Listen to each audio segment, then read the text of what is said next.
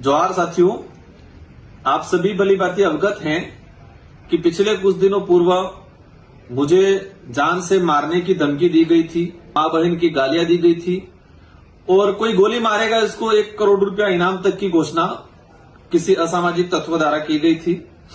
इसमें सभी साथी आज कल से मुझे कॉल कर रहे हैं कि इसमें क्या हुआ क्या नहीं हुआ।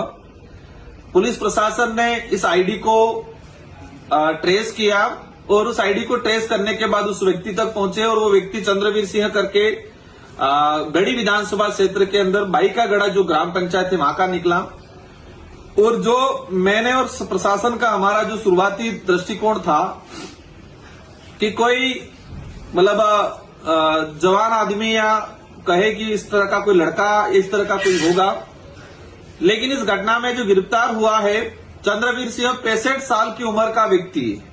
जो मेरी बात करें तो दादाजी की उम्र का व्यक्ति है और प्रशासन के अधिकारियों से मेरी बात हुई है कि जिस तरीके से उसने लिखा था, उसने आप सभी भली भांति जानते हैं कि अपने इलाके के अंदर कौन नेता कौन सी पार्टी किस तरीके पे हमारे पे झूठे आरोप लगाती है, उसी वे में उसने जैसे कि कहा कि क्रिश्चियन है, ये अमेरिका मतलब बाहरी तत्व है, मां बहन की गालियां दी और अंत में उनको मुझे मारने की और सुपारी देने तक की बात की। तो आप सभी भली बातें हैं कि इस तरह की बातें कौन सी पार्टी और कौन से नेता बोलते हैं। मैं इन चीजों पे इनका नाम नहीं लेना चाहूंगा। अगर यही बात इसी तरह का किसी भाजपा के नेता सत्ताधारी जो लोग हैं इनके लिए किसी ने कुछ बोला हो तो ये नंगा नाच करते पूरे उदयपुर संभाग में। आप सभी भली बातें जानते, पहले भी हुआ था, एक व्यक्ति के द्वारा कहा गया था कि वाड़ियां उठा देंगे। चुनावी माहौल में कहते वाड़ियां उठाना कोई धमकी नहीं होती है। मैंने खुद ने कहा था कि रगड़ा मतलब पॉलिटिकली वैचारिक रूप से रगड़ा निकाले, ऐसे कमेंट पे भी मुकदमा दर्ज करके गिरफ्तार किया था। तो ये जो मामला है एक अलग टाइप का मामला है, संदिग्ध मामला है। और मुझे जहां तक आभास मतलब मुझे जो असमंजस्य की स्थिति है कि 65 साल की उम्र का व्यक्ति फेसबुक पे इस तरह से लिखना और डिलीट करना और कहा जा रहा है कि मैं दारू के नशे में दूध था। मैंने क्या लिखा मुझे नहीं पता है और मैं उनको जानता भी नहीं हूं। मतलब मुझे जानता नहीं है तो मेरे बारे में आकलन कैसे किया इस तरह से ये। और जहां तक हमें जो अज्ञात सूत्रों से पता चला है कि ये व्यक्ति अकेला नहीं था, उस व्यक्ति के साथ 3-4 लोग और बैठे हुए थे, पार्टी कर रहे थे। उसमें कुछ पॉलिटिकली लोग घराने से भी लोग हैं। कुछ ये भी आया है कि कोई पुलिस प्रशासन का भी व्यक्ति है जिसका इसके अंदर इन्वॉल्वेशन है या उसका मोटिवेशन है, उसको कहे कि मतलब चढ़ाने का काम या उसको उकसाने का काम भी ऐसे लोगों ने किया है। तो पुलिस प्रशासन के अधिकारियों से मेरा अनुरोध है कि उस व्यक्ति को गिरफ्तार करके खानापूर्ति नहीं करें। ये व्यक्ति कमेंट किया, मेरी जो कहे कि मैंने जो प्रेस कॉन्फ्रेंस की थी 7 तारीख को, प्रेस कॉन्फ्रेंस मैंने सुबह 11 बजे की थी, 11 साढ़े 11 बजे।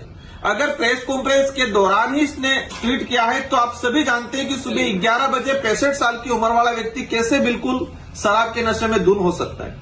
हम समझते हैं कि कोई भी व्यक्ति शराब पीता है तो वो दोपहर के बाद जो स्थिति बनती है शाम को या रात को लिख सकता है, हम समझ सकते हैं। तो प्रशासन स्पष्ट करे कि इस व्यक्ति ने किस टाइम पे लिखा, किस जगह पे बैठ के लिखा और उस जगह की सीडीआर उस जगह का कहे कि सारी लोकेशन ट्रेस करे कि उस जगह पर कौन कौन अन्य लोग थे, उसके साथ कौन कौन बैठे थे और उस व्यक्ति का मोबाइल नंबर, कॉल लोकेशन निकाले, कॉल डिटेल सारी निकाले कि उस व्यक्ति का संपर्क किस किस लोगों से है और पिछले उस दिन और उस पिछले 2 दिनों में उस व्यक्ति ने किस किस नेता किस किस अधिकारियों से संपर्क किया था। किसी के भी गले नहीं उतर रही है कि 65 साल का व्यक्ति अकेला बैठ के इस तरह से लिखे, ये कहीं भी किसी के गले नहीं उतरती है।